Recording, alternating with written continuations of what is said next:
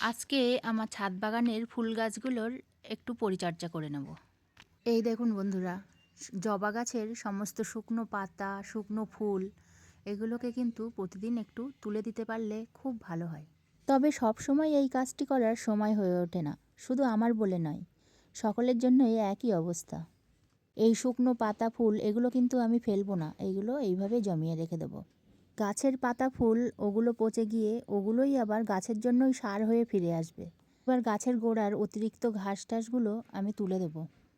গাছের গোড়াটা সবসময় পরিষ্কার রাখা উচিত, কারণ গাছের গোড়া যদি পরিষ্কার না থাকে তাহলে গাছেদের যে খাবারগুলো আমরা দেব সেই খাবারগুলো ওই অতিরিক্ত ঘাস যেগুলো হবে ওগুলোই সব খেয়ে নেবে, গাছেদের জন্য আর রাখবে না।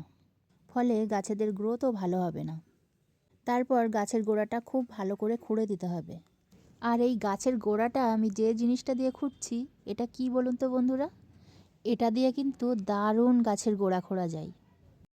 এটা হলো আমার রান্নাঘরের তরকারি তোলার চামচ। ওটা ভেঙে গিয়েছিল, ওটা আমি নিয়ে ছাদ বাগানে নিয়ে এসেছি। গাছের গোড়া খুব সুন্দর কিন্তু এটা দিয়ে খোঁড়া যায়। কোনো জিনিসই কিন্তু ফেলার নয়। দেখেছেন এই চামচের পেছনটা আমার কত সুন্দর কাজে লেগে যাচ্ছে। ছাদ বাগানে যেহেতু ছোট ছোট টবে গাছ আছে, তো এটা দিয়ে খুঁড়তে আমার কিন্তু খুব সুবিধা হয়। সব গাছের গোড়াটা খুঁড়ে নিয়েছি। এবার আমি দিয়ে দেব খোল ভিজানো জল। 2-3 দিন আগে আমি এই খোলটা ভিজিয়ে রেখেছিলাম।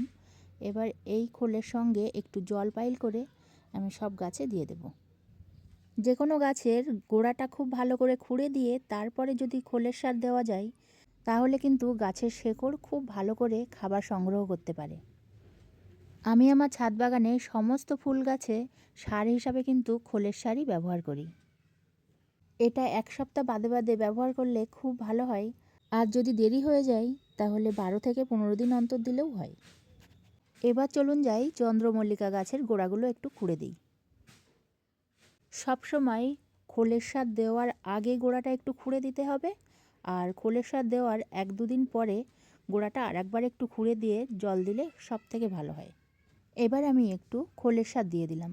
এখন এই সবে সবে শীত পড়ছে, এখন এই গাছগুলোকে খোলের সার দিয়ে ভালো করে যত্ন করে বড় করে তুলতে পারলে শীতের সময় কিন্তু অনেক ভালো ফুল পাওয়া যাবে এই গাছগুলো থেকেই। এবার এই ইনকা গাছগুলোর মাথা কেটে দেব। এই দেখুন এইভাবে যদি গাছগুলোর মাথাগুলো কেটে দেওয়া যায় তাহলে অনেক কুশি বেরোবে। এটা আমার 1 সপ্তাহ আগের ভিডিও। 1 সপ্তাহ পরে চলুন দেখাবো এই ইনকা গাছের মাথাগুলো কেটে দেওয়ার পরে এদের কি অবস্থা হয়েছে। ফিরে এলাম 1 সপ্তাহ পরে। এই দেখুন প্রত্যেকটা গাছে কত সুন্দর নতুন নতুন ডগা বেরিয়েছে। মাথার ওই একটা ডগা কাটার ফলে দেখুন গাছটাতে 10টা ডগা বেরিয়েছে। এইভাবেই ছোট ছোট কাজগুলো করে আমি আমার ছাদ বাগানের ফুল গাছের পরিচর্যা করি।